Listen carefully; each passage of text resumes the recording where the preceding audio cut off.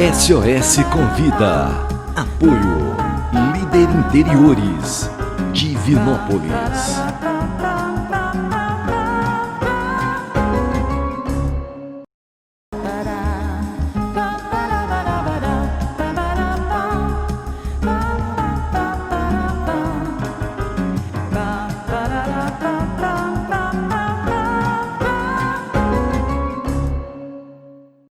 Olá, eu sou a Patrícia Borges e este é o SOS Convida, o seu programa semanal que leva até você e a sua família dicas e orientações a respeito da saúde e do bem-estar. Lembrando que o SOS Convida é realizado pela SOS do Câncer, Associação para a Prevenção e Combate ao Câncer Infantil e Adulto. Na SOS do Câncer também atende crianças e adolescentes com enfermidades raras. Hoje nós vamos falar sobre como lidar com as crianças com diagnóstico de câncer. E para falar sobre esse assunto tão importante, nós temos aqui no nosso programa a psicóloga Natália Cristina. Natália, seja muito bem-vinda.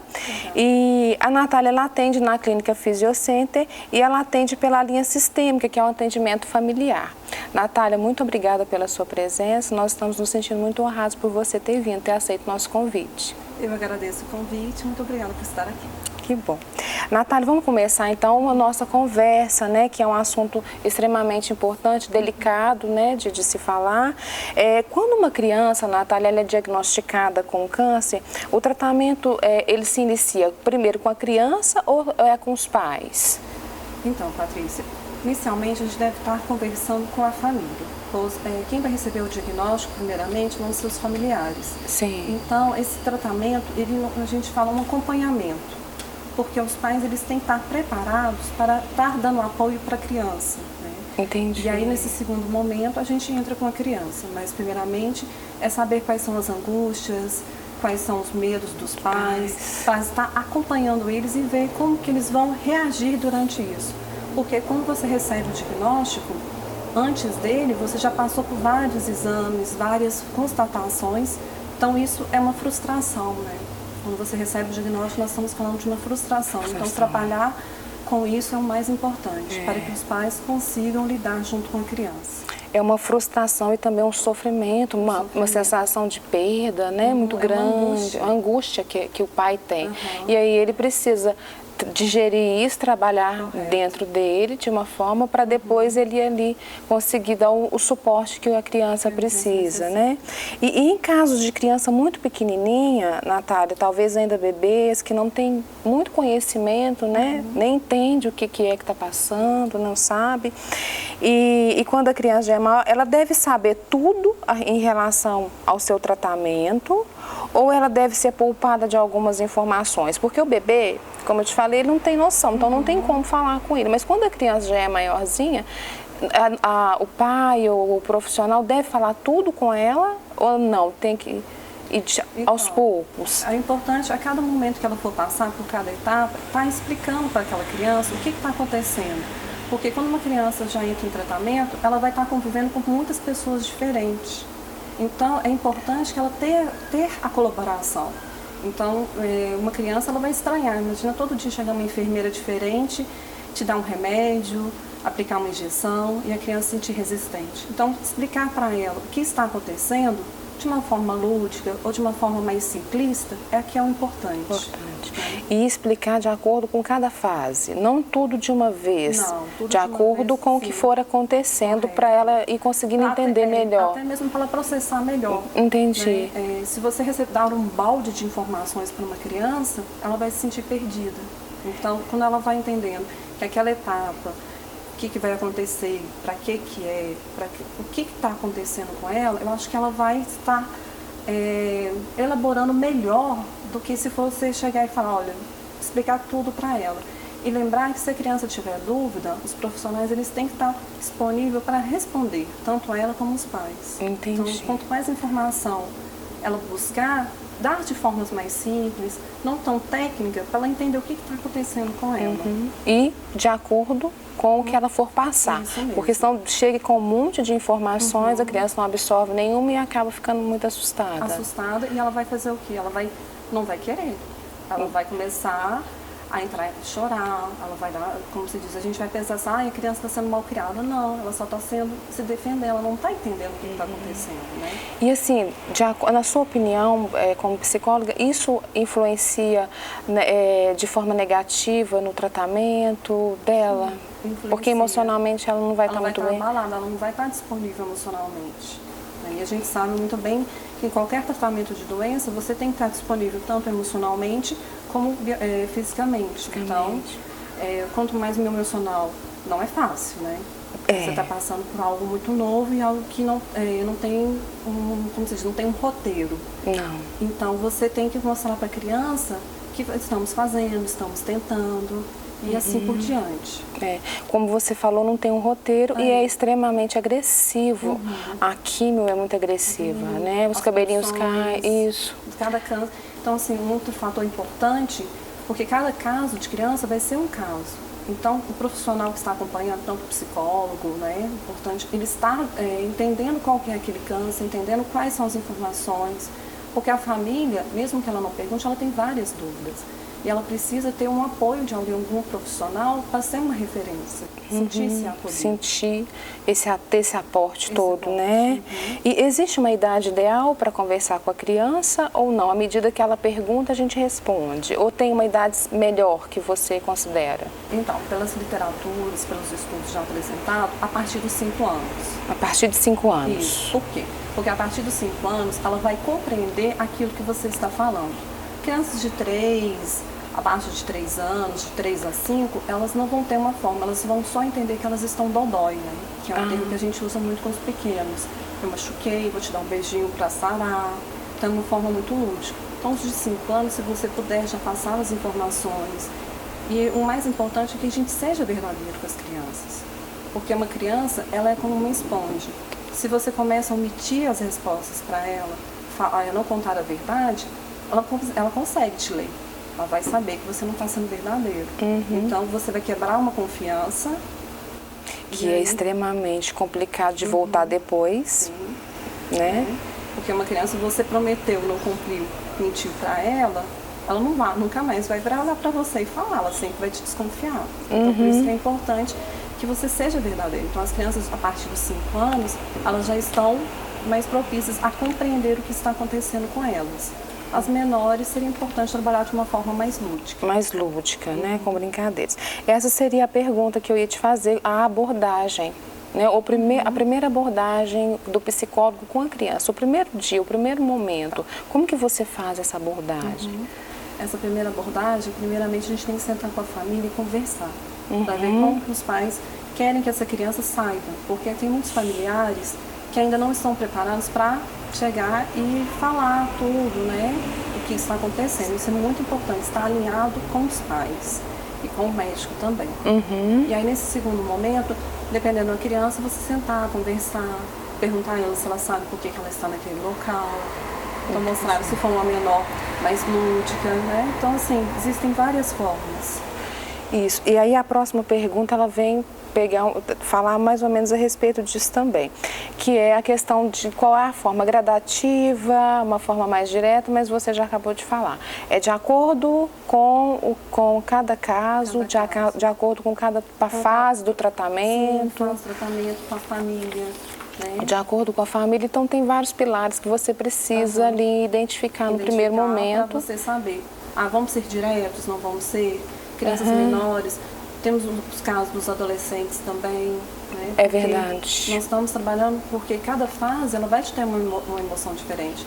Os adolescentes, eles já têm uma compreensão maior, então você vai trabalhar com revolta, você vai trabalhar muito por que está me acontecendo. Às vezes depressão, ele fica deprimido, o adolescente, é meio apático, né, longe. Tanto as crianças como os adolescentes, né? Porque você vai tirar eles do quê? De todo o ambiente que ele convivia. E você vai passar ele a conviver num ambiente hospitalar, que na maioria dos casos Sim, acontece. Então, o que acontece? A criança ela vai sentir o quê? Desprotegida, ela vai sentir, eu sou o único que não posso brincar, eu sou o único que não posso correr. Então, quando ela retorna para casa, tem um cuidado maior. Então, imagina a criança toda cheia de energia, querendo correr, e a família fala assim, não, você não pode. Não pode. Você quer brincar com um coleguinha? Você não pode. Então, a gente começa a trabalhar com restrições. Então, para ele entender que aquilo é para o bem dele, é muito complicado. Aí tem que ser dessa forma que você falou, de forma mais lúdica. Sim. E fazendo com que ele vá entendendo aos poucos, para não se sentir excluído. Isso. Porque ele pode se sentir diferente, sim, né, excluído. E via de regra, Natália, quando a criança é acometida por uma doença assim tão severa, a família, na sua opinião profissional, a família adoece emocionalmente? Sim. Acontece? Acontece, porque imagina uma família que está tudo bem, está tudo tranquilo, está todo mundo fazendo planos e de repente começa a fazer exames, começa a fazer contestações, porque você não faz um exame e pronto, você tem um diagnóstico. Você vai fazendo vários exames, até você chegar numa biópsia. Então você está passando o quê? Talvez semanas, meses, naquela expectativa. Não é? E quando vem o diagnóstico e confirma aquilo, a família ela já está desgotada emocionalmente. Então sim, você perde, talvez você chega no momento de perder a esperança, você chega no momento de por quê, né? Assim que essa frase tem essa pergunta, né? Por quê? Por quê? Por quê? Aí se você entra no âmbito religioso, por que Deus esqueceu de mim? Então a gente entra, como somos uma sociedade, como a nossa cultura é muito religiosa, ela sempre tem essa busca. Sim. E aí você volta para aquilo e começa a olhar para a família e a família começa a adoecer. Ela muda os papéis. A mãe que estava dentro de casa, porque a maioria das vezes são as mães que vão para hospitais cuidar das crianças, deixam de ser esposas, esquece. Tem outros filhos também. Que então, não tem como ela dar o suporte ali. Mesmo que o pai tente, mas a maioria das vezes os pais estão trabalhando. Então quando a mãe volta para casa, ela está cansada. Sim. Então esse adoecimento, ele pode acometer todos, tanto os pais como os irmãos.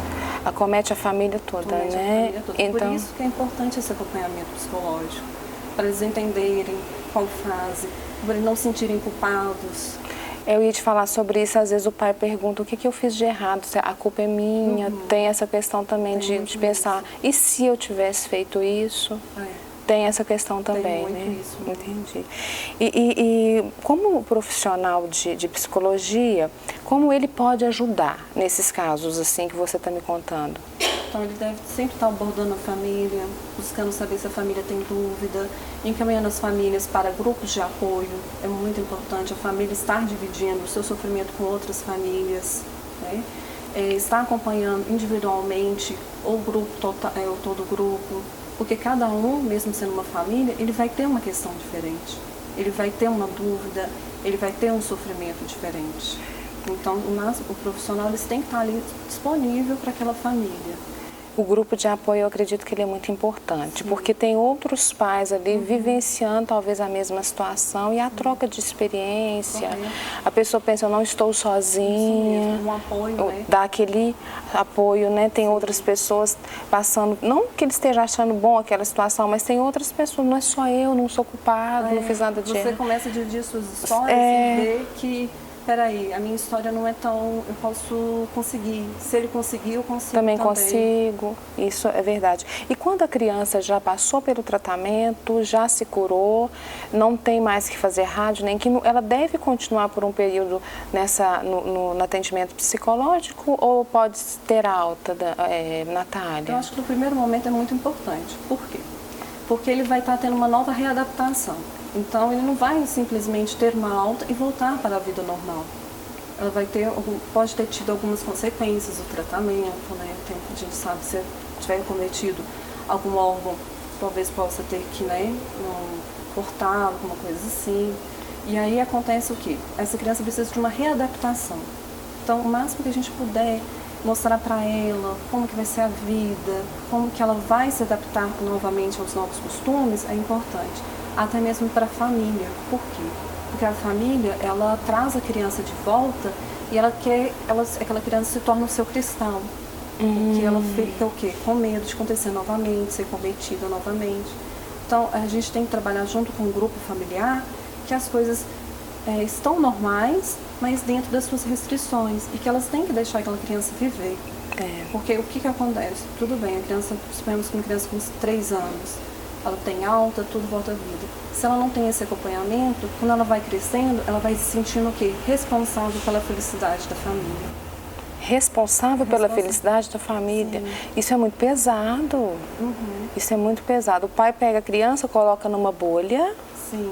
E depois ele cresce se sentindo responsável pela felicidade daquela família. Porque se ela adoece, a família adoece novamente. Entendi. Né? Então isso é muito pesado para ele. Por isso que é importante continuar com o acompanhamento psicológico. E, Natália, nós sabemos que tem muitas pessoas que às vezes não têm condições financeiras de acessar esse serviço.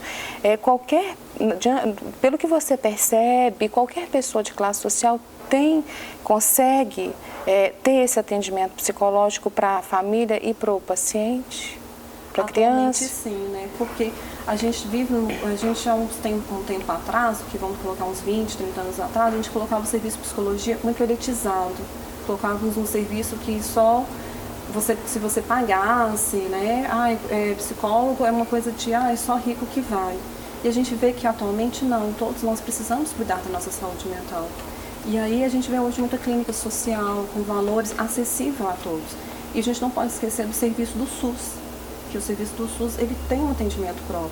Até o nosso hospital atualmente ele também tem um serviço. Então a gente, acho que basta você querer, porque atualmente a gente está disponibilizando muitas formas de dar esse atendimento. Da população acessar.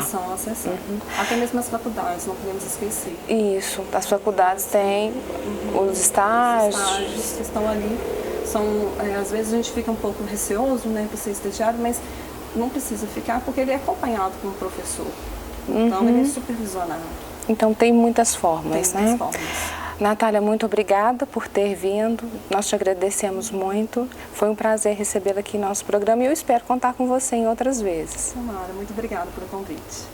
E para você que está em casa, deixe meu abraço. Nós estamos encerrando por aqui. Até o próximo programa. E se você ficou com alguma dúvida, se você quer fazer alguma pergunta sobre esse assunto, não deixe de comentar. Um abraço e até o próximo.